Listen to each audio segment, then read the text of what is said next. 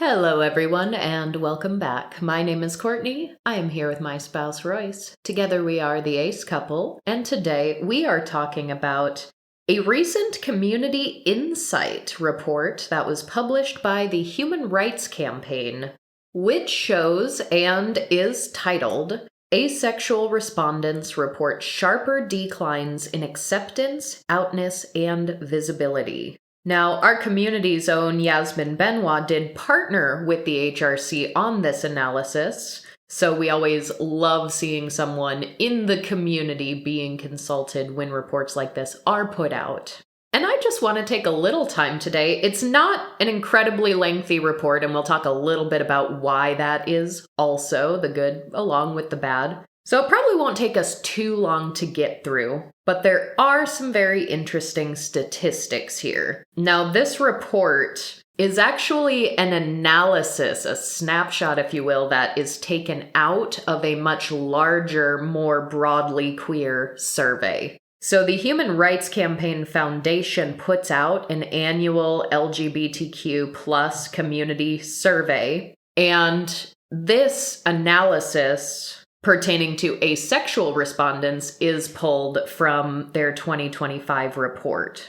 I am extremely happy to see this awareness emphasized on a platform like the HRC because, to my knowledge, they have not exclusively published a paper with statistics pertaining to the asexual experience. I know, like a lot of these more broadly queer orgs, they may put out a little sort of ACE 101, a little bit of definitions, but it's always good to see facts and numbers now and then, especially because a lot of these larger queer orgs do seem to drop the ball a bit on asexual visibility, but also because a vast majority of the acentric surveys and statistics that we have tend to come from the UK. I know there are some from other countries,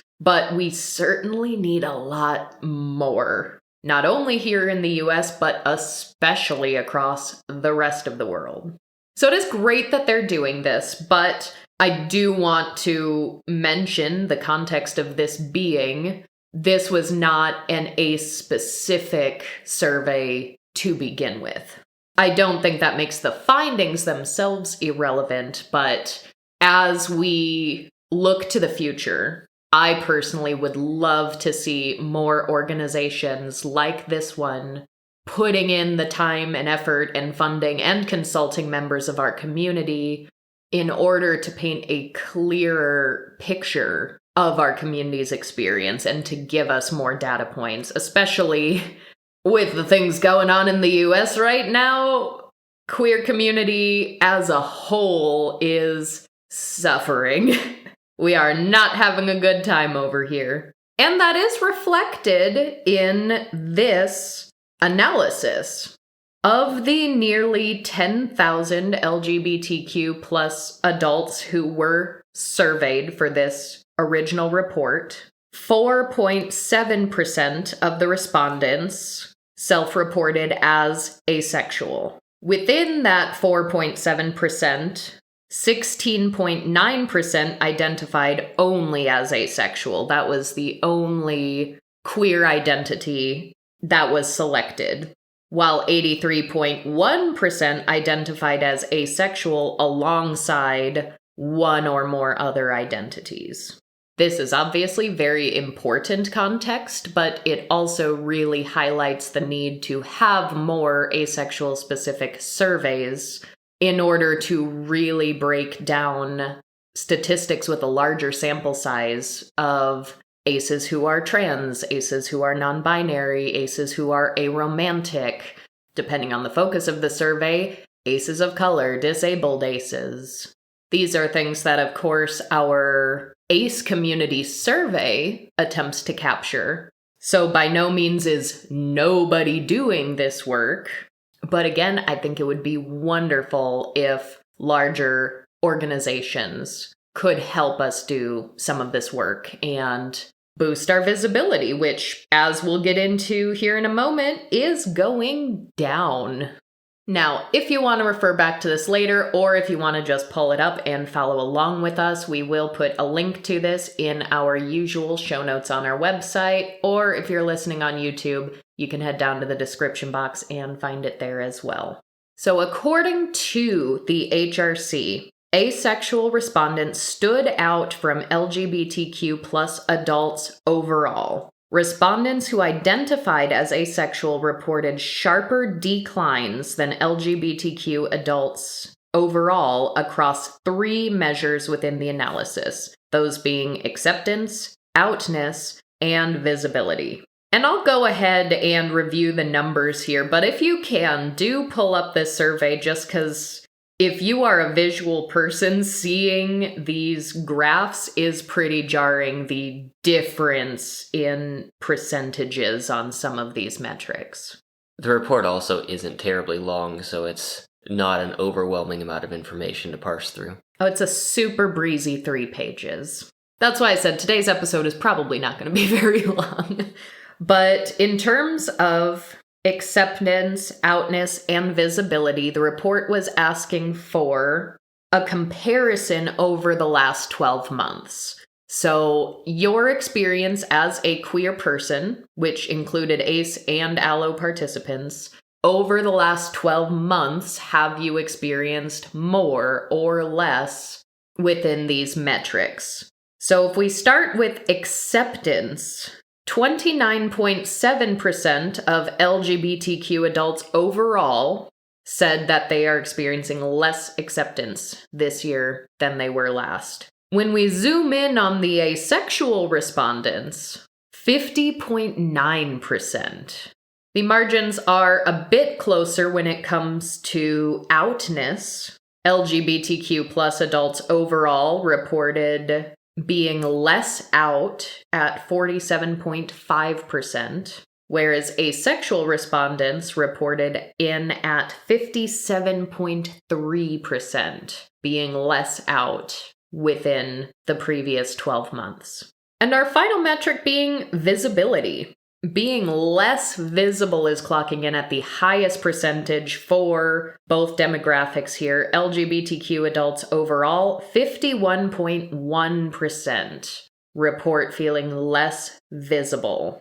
ACEs, on the other hand, we once again have a higher percentage reporting at 63.7% being less visible. And the way they define visibility, because that may seem a little more vague than are you feeling more or less accepted? Are you more or less out in your queer identity? Less visibility. They aren't necessarily here talking about like media representation, because that's a thing we talk a lot about, not only on this podcast, but in the ACE community. But it is talking about day-to-day life as an ACE person, as a queer person. Are you wearing pride symbols? Are you displaying queer affirming items? Which does make sense if you are, as an individual or as a community on the whole, feeling like you have less acceptance. It does follow that you are going to be less out. You are going to be less visible. Taken together, the report says, these findings suggest that respondents who identified as asexual were navigating a particularly difficult social climate. And we also get a very interesting story if we zoom in a little closer on just the ACE respondents. Since we don't have a particularly lush sample of intersectional ACE identities to compare and contrast, because this was not originally an ACE-focused survey to begin with. The way they break it down here is differences by asexual identity, comparing those who reported ACE being their only queer identity versus ACEs plus other identity.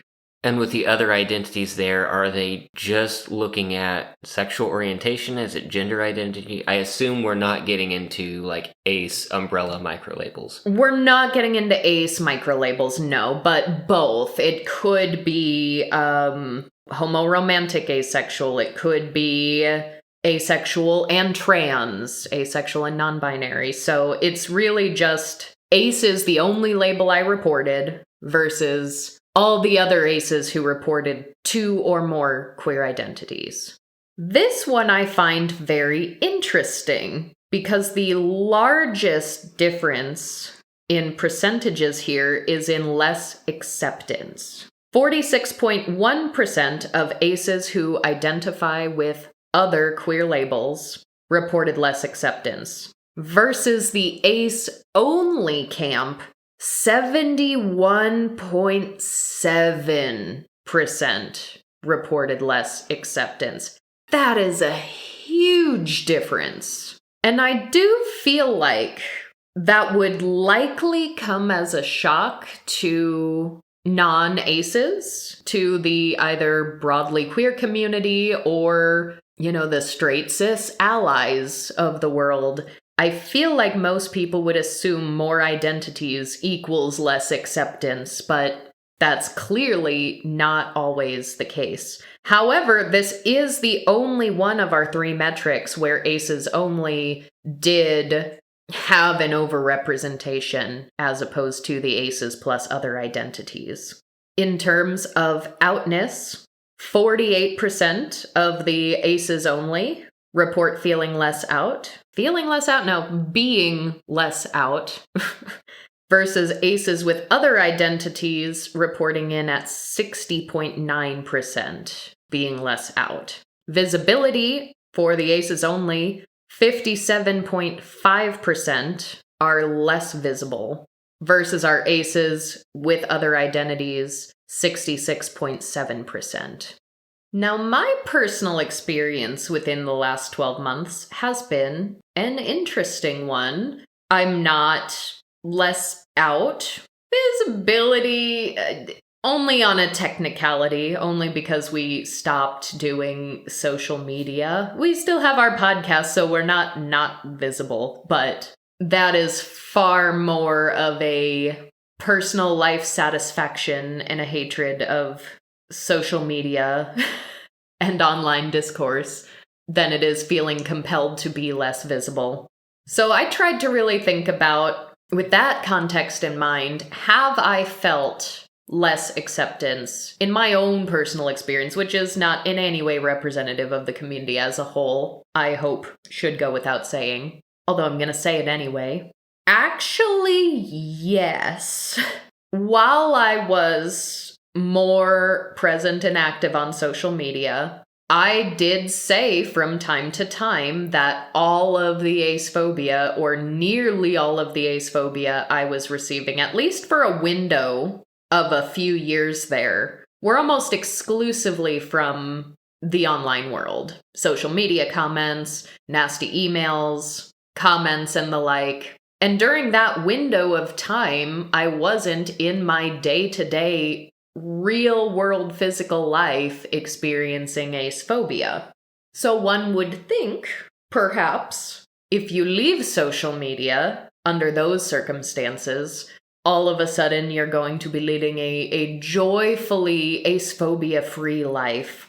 And that has not so much been the case, actually. Quite unfortunately, as of the last several months, I have found myself in rooms of other people, unfortunately, predominantly queer people, where blatantly acephobic things have been said at staggering rates. And it is always a very different experience because years ago, we're talking 10, 15 years ago, when general public have maybe never even heard of asexual before, a lot of the acephobia was more ignorance than malicious.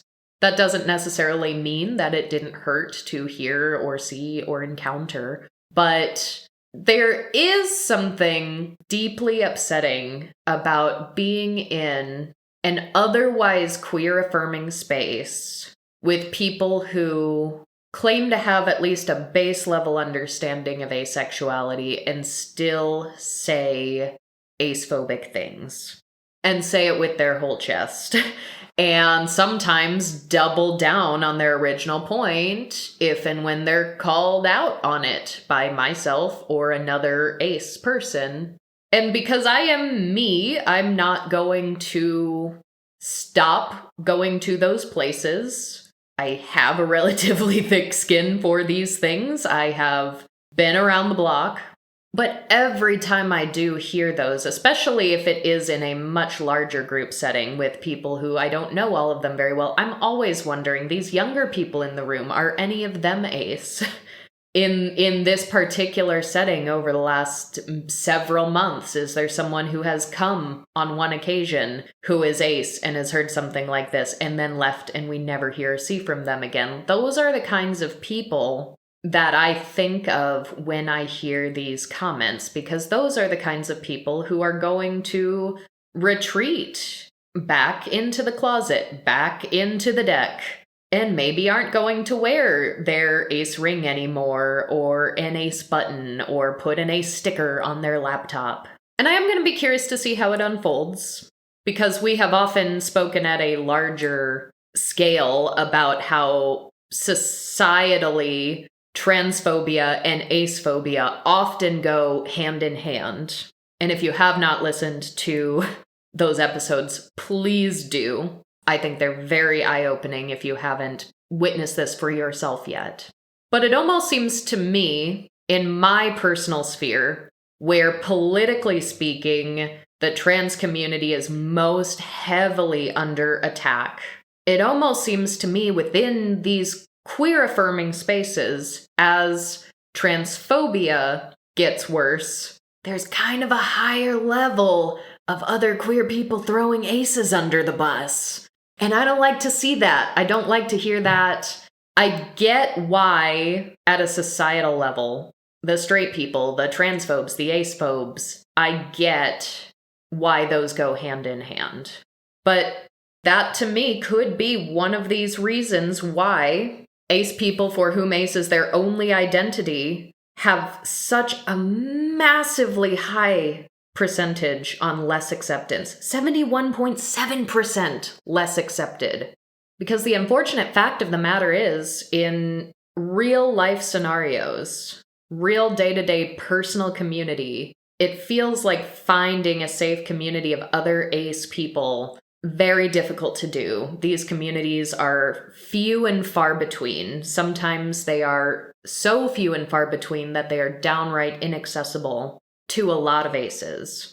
So the next best thing is to try to find a broadly queer-affirming group, and if we aren't accepted in those groups, what are we to do? Whereas if there is, say, someone who is both gay and ace, or both ace and trans, perhaps they're still able to connect with some sort of supportive community for the other identities that they possess. And maybe they aren't connecting on an ace level, but they can find trans community and gay community often easier than they can find ace community.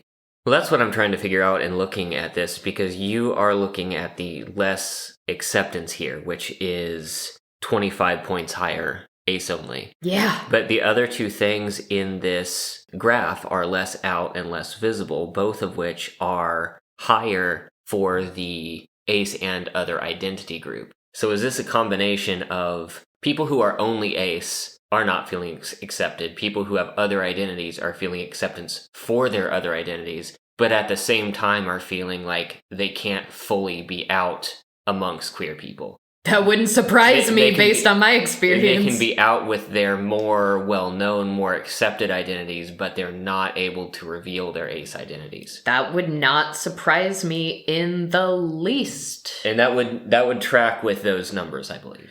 Because, yeah, in a lot of the rooms where I have found myself lately, trans camaraderie in abundance. If someone who is trans and ace walks into that room, I could see someone having a wonderful time with a large group of queer people, many of whom are trans, and then they start saying acephobic things.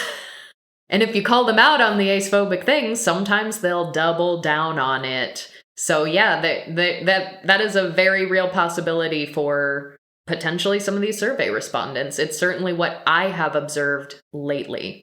And I don't want this to dissuade people from trying to find community, because all communities are different. I have found perfectly wonderful, accepting communities, and I have found ones that are much worse than the ones I'm finding myself in right now. So there's always a scale. Everyone's going to have a different level of tolerance for that. But if you have a true desire for community and a safe enough mental and emotional state to have the capacity to do this, I think we should be mindful of trying to buck the trend of less acceptance must mean be less out, be less visible. When we lose one of these metrics, they all start going down. And if those of us who can take note of the fact when acceptance is going down, it's important to be aware of these things, but can we start pushing back on that? Can we continue to be just as out? Can we continue to be just as visible? It might feel like a horrible time to be doing this right now, but it is important for the long-term visibility and health of our community. So that's really just about all we had for the survey. I didn't read it verbatim, so you can read for yourself if you're more interested. There are a couple other little anecdotes here about how, for example, 58% of the asexual respondents are also trans or gender expansive. None of that is a surprise to me. And if you're a regular listener of this podcast, I don't think that will be a surprise to any of you. We've talked about trans and non-binary and agender identities within the A spectrum and the high percentages that are represented there. So I do thank the HRC and Yasmin Benoit for partnering with them, for giving us an additional little focus and a boost of visibility at a time where our visibility is going down drastically. But I do also encourage them and other organizations like them to help us move the needle forward even more and take this snapshot and delve deeper with it. But that is all we have for you today. So as always, we are going to leave you off with today's featured marketplace vendor, Alex Puffle's Studio. This marketplace vendor says, I make anthro art, some human, and have 2 books for sale. The links to find Alex Puffle's Studio is going to be, once again, show notes on our website or description box on YouTube. If you are looking to commission some artwork, you can find the artist's various sites. Just a quick click on it. One of the first pieces I see, this appears to be a very cute fursona holding a demisexual flag. But what I love from this shop is the poetry book entitled Of Voids and Skulls. I have it right here, and I will read the back cover for you. Life and death, suffering and peace, loneliness and a search for purpose, internal turmoil and outward experiences. Each one of us goes through all these things. The difference is the lenses we look through. I hope these poems help you, just like they helped me when writing them. Memento Mori. I think my personal favorite poem in this book is one entitled The Hospital.